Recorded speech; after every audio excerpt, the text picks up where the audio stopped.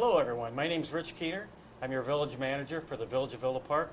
Today we're going to talk about our sales tax referendum question, which will be on the ballot this early November for your consideration. So today we're going to take some time and talk about that. We're going to go through the PowerPoint, which we've been showing in our village town hall meetings.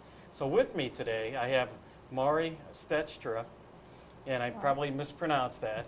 Oh, that's okay. Maury was just recently married, so I'm trying to get used to the new name. Maury's our Public Information Officer, and we do have Vitas Giskalis with us, our Director of Public Works. And I know you probably have a few questions about the sales tax referendum question. Staff takes this very seriously, and so do our elected officials. So if this is passed, the sales tax will generate approximately $1.5 million a year, and it's our intention to use that $1.5 million to improve the infrastructure either under the road or the road itself. And by that I mean we would do stormwater improvements, sewer separation improvements, water mains, sewer mains, and then once those are done, and then maybe we could use that sales tax for road improvements, and that is in some time in the future, because obviously if it were to pass, we would take and borrow money against that $1.5 million a year. We'd sell bonds is what we would do. And then we would use that $1.5 million that we would receive on the half-cent sales tax increase to pay off the bonds, probably over an 18 or 20-year period, whatever the bond representatives would have us do, if you would. So we take this very seriously. We do have plenty of improvements that need to be done. And as we talked about at many board meetings, we need to do these items to decrease flooding. So we'd like to do the sewer separation to decrease flooding, and especially on South Michigan, Astor and Myrtle Court, Central, those areas, among others, will help decrease flooding within the Village of Villa Park. And it's not inexpensive, it's very expensive. And we certainly appreciate your confidence in allowing staff to move forward with the completion of the streets through the last referendum question that was approved by 71% of the voters.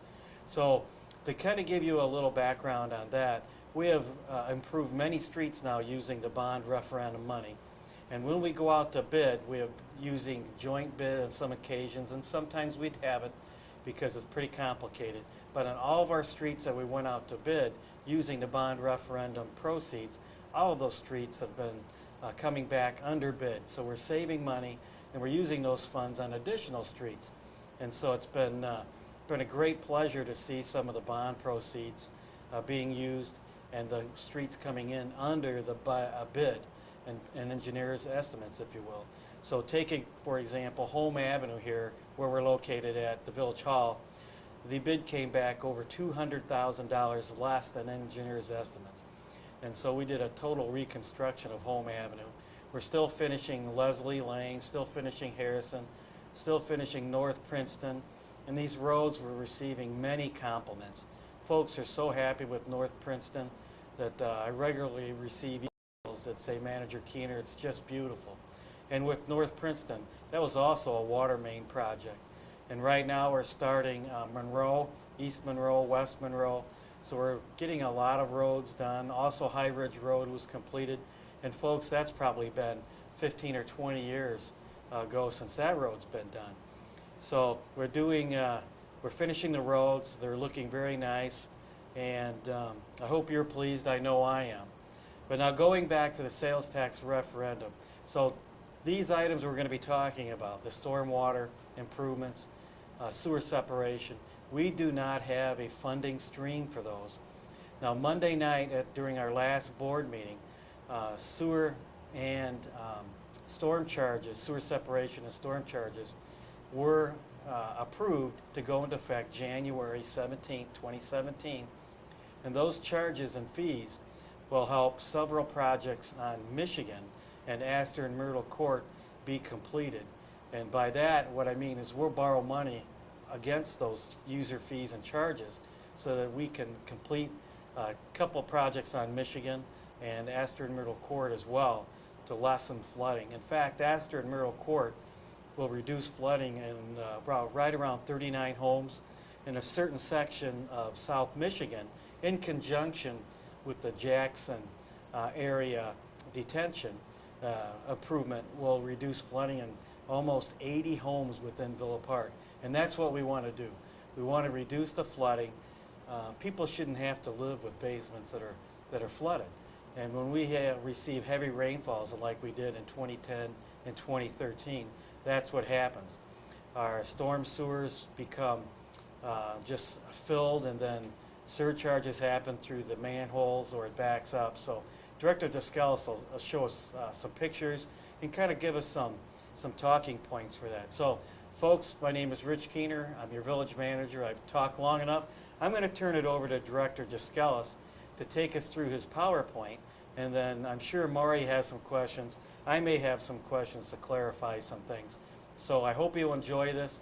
Our intention is to have our cable commission, Al Stash, loop this so that you can learn more by looping this presentation and watch it at your leisure, tell your friends, so that we can kind of get the word out, because it is important to vote. And we do need to complete these infrastructure projects. And we hope you enjoy the presentation. So Vitas, if you take over. Thank you. All right, 2 years ago, the voters approved a referendum to provide a little bit over $23 million in bond referendum funding. So with this funding, we're going to be able to resurface or reconstruct about 25 miles of streets. That's roughly about a third of the entire village. So by next year at this time, we'll have 17 miles completed. So the last 8 miles, which is going to be the more difficult, is primarily what we're talking about today. Those 8 miles of streets have unfunded elements. They include either water main or combined sewer separation or stormwater improvements that need to be done in conjunction with those projects. We estimate it's about $46 million in additional improvements if everything on the list were done. Obviously, we don't have $46 million. And adding that to the road projects is not feasible anyway, either, because it would triple the cost of the road improvements. So that's why when we approved the referendum, we focused on the road improvements. At that time, we did not even know what the scope of the future stormwater and combined sewer sep projects would be. So there was no way we could have quantified it at that time. So the sales tax referendum, on November 8th, it will be on the ballot. If approved, we estimate it's going to generate $1.5 to $1.6 million annually.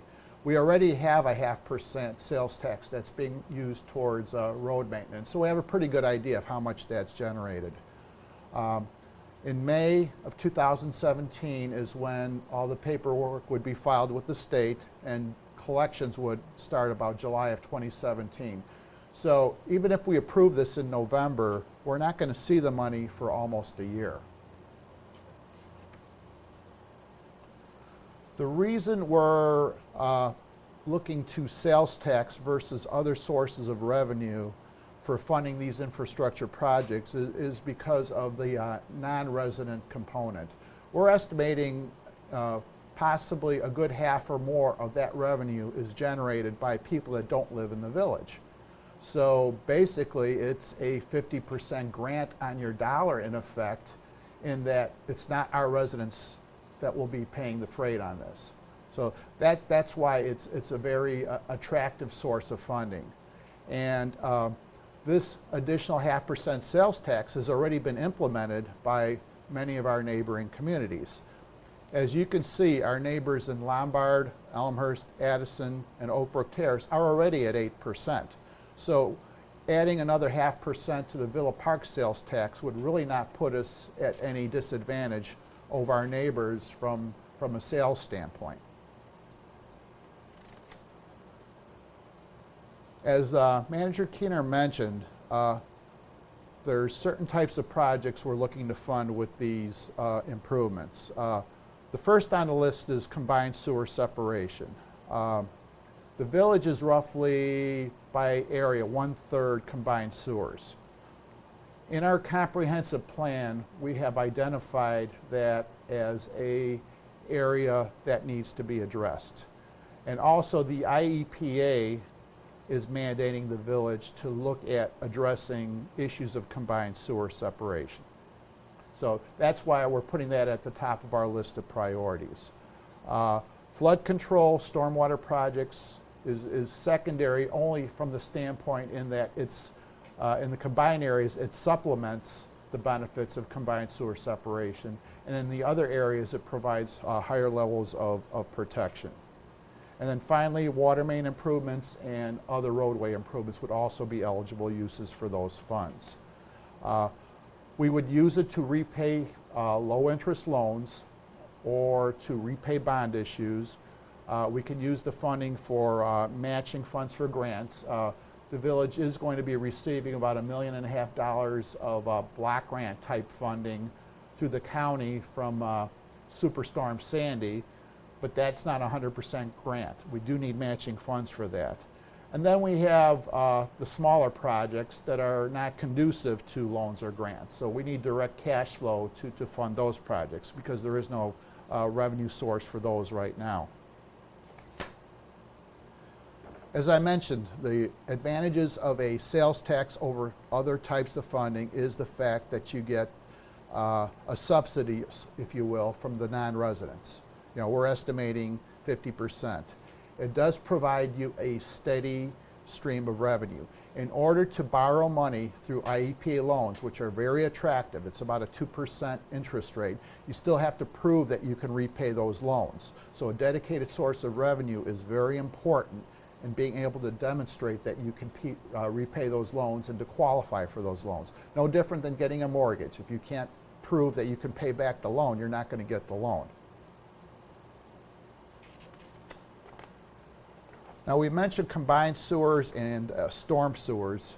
So just to make sure that everybody in our audience is aware of the difference, basically a combined sewer is where the sanitary flow and the storm flow are combined into one pipe.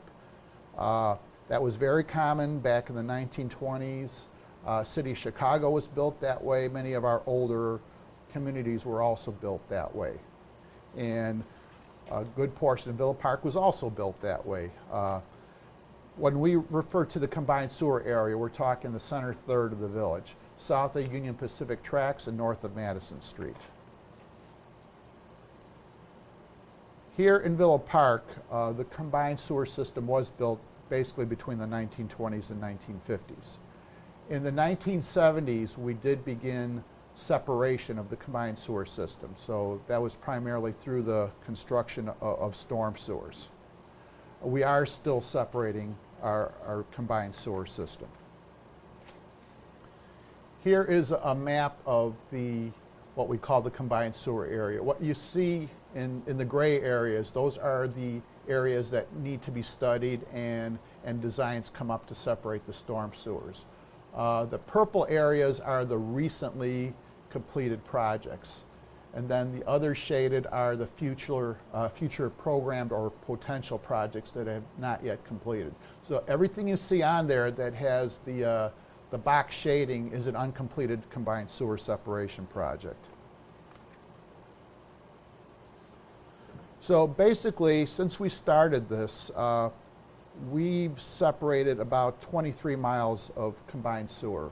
We started out with about 32, so that leaves about 9 miles left that need to be separated, or about 28% of the system. Now, we're never going to achieve 100% separation, but the goal is to get as much separated as possible. Now, we have 3 projects that are going to be funded by the recently passed $3 fixed fee, which will help.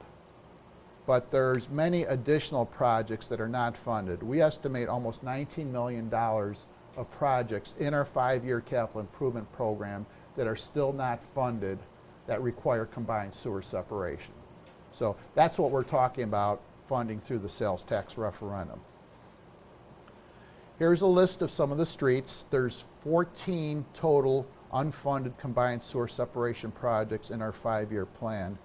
And if I can read the script here, Charles Avenue, Elm Street, Maple Street, Oak Street, Pine Street, the Washington area, Monterey, Westmore Avenue, parts of Wisconsin, parts of Yale. Those are all streets that require combined sewer separation. So the people living on these streets would greatly benefit from this, in addition to the road work.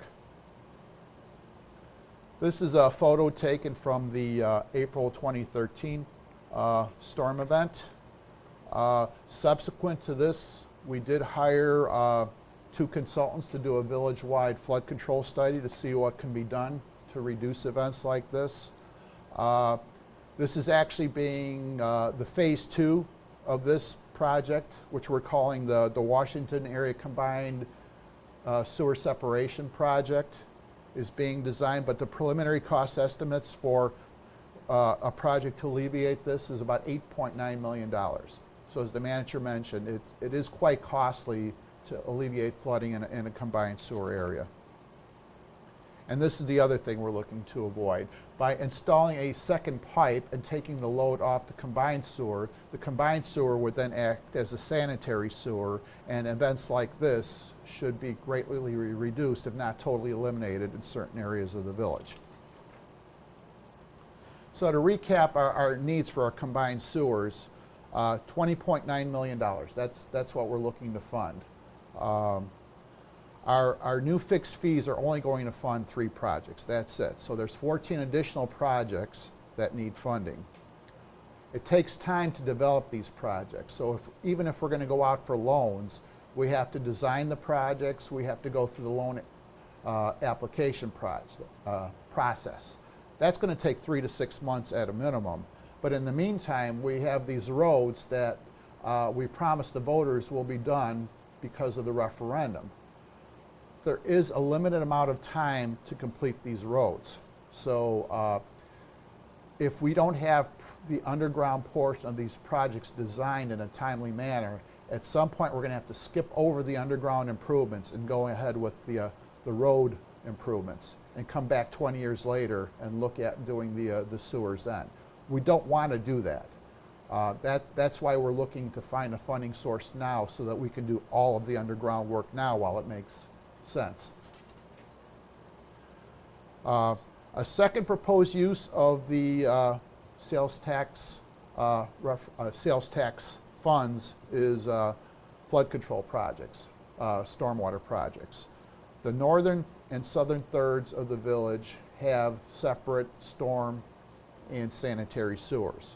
But those storm sewers are generally, I'm going to skip ahead here, no I'm not. But those storm sewers are generally not sized to carry the flow of a larger storm. So even though we have over 80 miles of conveyances, both in open ditches and storm sewers, and over 5,000 structures, those are not designed to handle the April 2013 event or the 2010 event. And that's one of the reasons why we did hire Burke Engineering to do the village-wide flood control study to see what needs to be done to provide higher levels of protection. Basically, there really is no storm sewer system designed to handle those events, but you can help. Right now, we're guessing our average storm sewer is designed to handle what we call a 3-year storm. We had a 100-year storm back in April, so that kind of gives you an idea. Typically nowadays, when you design a storm sewer for a pavement, you want to be able to carry a 10-year storm within the pipe, and then the excess is handled overland. But even upgrading our storm sewers to a 10-year design, that water has to go somewhere. So that's why you need additional storage to hold that additional water so it doesn't cause damage downstream. That's where the cost comes in these additional storm sewer projects. So say you build a combined sewer separation project, that gets you maybe to, say, a 5-year level of protection.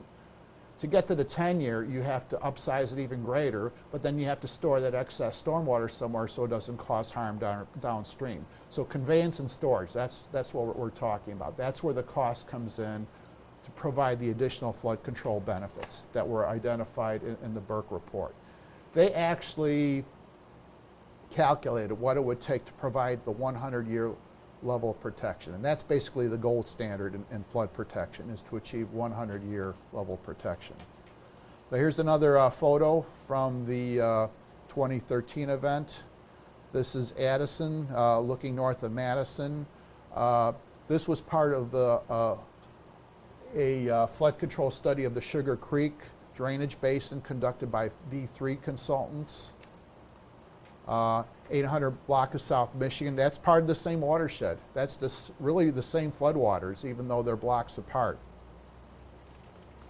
So what they came up with was a project, as Manager Keener mentioned, would benefit almost 80 homes. But it is a costly project. The $6 monthly fee would help partially address that project, but it's not going to fully pay for that or the other two projects that we're looking to fund through the fixed fees. So we still have almost $8 million additional of flood control projects identified in our capital improvement program that are not funded. And again, these are above and beyond the combined sewer separation projects. Now, we could downscale these, say, to a 50-year protection, maybe get the price tag down to $6 million, but that's still $6 million of funding that we don't have and that the fixed fee will not cover. And then beyond that, we have another $10 million of projects identified in the flood control studies that aren't even programmed in our capital improvement program yet. So I guess where we're going with this is we have more than enough projects than we have funding. I mean, we can implement all these over 30 years and still have projects left over that aren't being addressed. And I'm certain in the next 10 to 20 years we're going to identify additional projects that need to be added to the list. So a permanent source of funding of $1.5 million would go a long way towards reducing the backlog of projects. Then if by some chance we do successfully implement all these projects, we can still use the future revenue stream to fund water main projects and additional road projects. So again, there's more projects than there is funding. So on November 8th, the question will be posed to the voters. If approved, we'll implement the new sales tax. We like this approach because non-residents would be paying, we hope, 50% or more for our projects. But ultimately, if we don't get the funding, we will have to make the decision of deferring some of the underground projects, which we would prefer not to have to do that. And here's the wording for the ballot. It's quite lengthy, but basically it's to authorize the village to levy another 0.5% sales tax. Well, thank you, Vitas. I certainly appreciate it. I'm sure that Maury may have some questions, and I wanted to let her go ahead and ask us both some questions if she wants to. See, do you have some? Sure, yeah. Thank you, Director Giskelis. I just wanted to reiterate, I think something that a lot of residents think of immediately is 2014 we had the road referendum, and now this is another referendum. And just reiterate the difference between the past referendum and this referendum. The first being that this is a sales tax referendum, right, as you just mentioned, and we're hoping 50% of the funds would come from non-residents, so that's definitely a plus. And then the second is that these projects aren't part of the projects from the past road referendum, and I don't want people to be confused by that at all. Can you Sure. Let me clarify start on the referendum. This Yes. is actually our third referendum. I think back in 2006, the voters did approve a 0.5% sales tax, which generated $1.5 million that we're using for our road improvements up to this point. Okay. But we were authorized to go as high as 1%, but because the ballots had already been printed, we did not want to go back and change it. So we went ahead with the 0.5%, and that was overwhelmingly approved. Mm-hmm. A few years ago, we presented a proposal for funding of road improvements. Now, there were many discussions on what is the appropriate amount of money, what can the average taxpayer handle on their real estate tax bill. So after much discussion, we decided that the roads was the primary objective. So $23 million seemed like a doable amount. We could have asked for more. Certainly there were more roads that needed attention, Right. but the focus was on the roads. We knew and stated at that time that the underground was not being addressed by those funds because, certainly I don't think the voters would have approved a $100 million referendum, which is, if you had the 46 million I mentioned earlier, that's what, that's what we're talking about. So, plus at the same time, we were still conducting the 2 flood control studies. So we really didn't know Right. what it would cost to build all these projects or what that would get for us. So we went ahead and approved the, put the road referendum on the ballot, knowing that these can go ahead, stand alone if need be, and then we looked deeper into the utility question. Right. And now that we have this information, we're coming back and looking, how do we fund the underground? And again, the fact that we're looking for non-residents to help pay for these improvements, that seems very attractive to us. Right. I don't know if Manager Keeter has any additional comments he would Well, like to make? Yeah, I was just thinking as you were explaining that if it were me, and I'm just using me as an example, I would much rather have a sales tax measure than a property tax measure, because I certainly appreciate non-residents helping to pay for the infrastructure. And you're probably thinking, well, Manager Keener, how did you come up with the 50-50? So as a non-home rule community, we do not have the capacity to take a look into our sales tax and see which is paid by residents and which is paid by non-residents. So what we did as a community, we took a look to see who parks at Metra. So over 50% of the folks that use Metra and park there are non-residents. So they come from Lombard, Addison, Elmhurst, etc., and they park at Metra. So we use that figure to kind of use it towards the sales tax. So we believe 50% and above will be paid for by non-residents. And that's like a grant, a 50-50 grant or a 60-40 grant. And that's important because that 50% or more is being paid by somebody that doesn't live here rather than a fee charged to our residents or a property tax charged to our residents. So I think that's important if we have non-residents also help us. And non-residents drive on our roads as well. Through our community, Roosevelt, St. Charles, North Avenue, Ardmore, and throughout the community. So I think that's a great way to share the burden is to implement a sales tax increase, which would be burdened, if you will, I guess, by non-resident and resident alike. It's kind of a share. So that's what I wanted to add. Andrew Keeter makes a good point. A lot of our sales tax revenue is generated by our gas stations. So they're capturing the heavy motor traffic both on North Avenue, on St. Charles Road, and on Roosevelt Road. So a good majority of those people are from out of the village. So that gives me more confidence that it is 50% or more just because of the amount of sales tax that these gas stations would generate. And then, of course, the 0.5% increase would go on general merchandise. So as Director Giskelis showed on his PowerPoint, we're currently at 7.5, and if it were be approved, we would go to 8%, matching our area communities that join us. But for general merchandise, it's like when you shop at Walmart or Target or a grocery store, it's the type of things that you would purchase there. It isn't going to be certain prescription drugs or over-the-counter drugs. It's going to be general merchandise. So that's important to note too. It isn't going to be on the sale of an automobile or certain prescription drugs or drugs that'll, other medicine. It's just general merchandise. So I thought I should share that with you as well. So not that you would think that you'd have to pay an extra 0.5% on an automobile sale or something like that. That's not included. So what else do you have for us, Mari? Another thing that Director Giskelis mentioned, but I've gotten questions from residents on social media and other outlets about is the recent approval of the new fees on the water bills will only cover 3 projects, correct? And that's why we definitely need a lot more funding for millions and millions of dollars worth of projects we have on this to-do list, correct?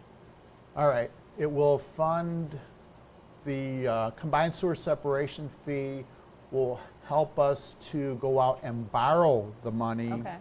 to build 3 combined sewer separation projects. Michigan, Park to Madison, Astor Court Myrtle, and Michigan Kenilworth to Central. Now actually the first one, Michigan Park to Madison, we're going to loan the money internally from another fund, and that needs to be paid back. But in all 3 cases, basically we're committing that money over the life of the loan to pay back the money to loan these 3 projects. So that's 3 projects. For storm sewer, the main project we're hoping to fund with the $6 fee is the Jackson Area Improvement Project, which would benefit 79 homes. Vitas, can you, I know, and folks in the audience, you know, as staff, we talk about these projects a lot, on about every other day, and then when we come to the board meetings, we'll just say the Jackson Area Project, because we know what's in the Jackson Area Project. So can you, Vitas, can you tell everybody maybe a little bit of what's involved in the Jackson Area Project? Absolutely. Behind Jackson Junior High School, there's a stormwater detention basin that basically drains the area to the north, I think as far as Woodrow. Those streets there, the north-south streets, Yale, Addison, Wisconsin, they suffer from flooding during even moderate rain events. So as part of a flood control study, V3 Consultants identified what it would take to reduce the flooding in that area. So basically what they're proposing is large relief storm sewers on all those streets, directing the water to Jackson, and then a substantial expansion of the Jackson detention basin. Now that basin does sit on school district, is it 45 Yes. property? So we already have a letter of support from the school district to, in spirit, support this project. We're also working with DuPage County to make sure this project is part of a larger regional watershed plan for the Sugar Creek Basin. So we've obtained $500,000 in funding through DuPage County towards this project. But obviously the rest has to come from village funding. So it's really a multifaceted project. There's about 4 or 5 streets that need relief storm sewers. You have the additional storage at Jackson. There's a new overflow to get it around the subdivision to the east proposed, even possible additional storage on Willowbrook High School property. So it's quite an ambitious project. It's going to take multiple years to implement, and of course we need to start somewhere. So you know, the funding source will get us maybe through the phase 1 or phase 2, but it's not going to fund the entire project. And folks, as Vitas just mentioned, it's the drainage area is already located on District 45 property there at Jackson School. And what happens is the water flows there, it's detained just for a little while, and then it's released because it's a grass bottom detention basin basically. And this is what we're talking about, it just be an expansion of that. So this would not be like Lufkin, where it contains water on a permanent basis. We're talking about just slow release. Within a few hours, it'd be right back to the grassy bottom. So kids can play there when it's not raining, etc. And just a little expansion of that. So thank you. Another thing I know that you mentioned is the alternative. If we don't have this funding source and we're redoing roads right now, we might end up having to go back and 10, 20 years to get back to those combined sewers after we've just redone that road. Is that correct? Well, that's the point. Yeah. If we cannot fund the combined sewer separation, then it will have to be deferred for the life of that roadway. I mean, you're not going to dig up that street for another Right. 15 years. You know, I guess 10 at the minimum. You want to get at least 10 years life out of your roadway. 15 would be ideal. So that would Right. basically say that the underground work is not going to be done for the next 10 to 15 years minimum on that particular street. Right. So it's definitely a lot more beneficial if we can do it all at once. Well, you're taking the chance. If we Yeah. don't get major rain events during the next 10 to 15 year period, if we're in a prolonged drought, then we might get lucky. But Doesn't seem likely. based on what's been happening the last few years, it seems like it's been wetter, and if that trend continues, then certainly those people would be at risk as they are now. Right. I think we mentioned about this being a sales tax increase, and that right now we're at 7.5%. And if the referendum passed, it would bring us to 8%, and that would be equivalent to a lot of our neighbors. It's not going to be much more or anything like that, and that's a good point to make sure everyone's aware of. Yes, it's going to be equivalent to Addison, Oak Brook Terrace, Lombard, Elmhurst. So right now we're at 7.5%. If it passes, we'll go to 8%, and it'll be exactly the same as our neighbors. And hopefully, folks, as staff, we can't tell you to vote yes, to vote no. We can just tell you to, hopefully you'll get out and vote. This is a very important issue for you and us to pay for the underground utilities, and reduce flooding is very important. All right, and I know we're also going to have another informational meeting if people did want to come out and ask more questions or watch the live presentation. And that's going to be October 13th at the Iowa Community Center at 6:30 p.m. Just so you're aware, if you want to come out and ask questions in person.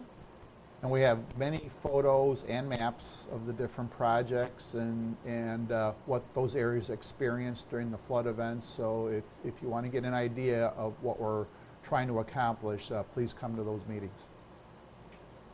So what else do you have?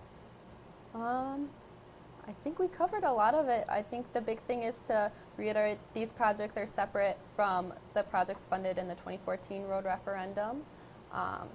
And that this is a sales tax referendum, so it wouldn't be a property tax increase. That we're talking about sales tax. And so hopefully about 50% of that revenue would be coming from non-residents, which is great because, as you mentioned, they use the roads as well. Well, thank you, everyone. I certainly appreciate your attendance today via the TV channels that we use to get the word out on many different topics. Hopefully we'll see you on October 13th at the Iowa Community Center at 6:30 is our next meeting, and we'll hold maybe one more after that, and then voila, it'll be election time, and the voting will take place. So again, for myself, Rich Keener, thank you for being here today, Director Descalis and Mari. We certainly appreciate you too, and we'll see you in the near future, folks. Thank you.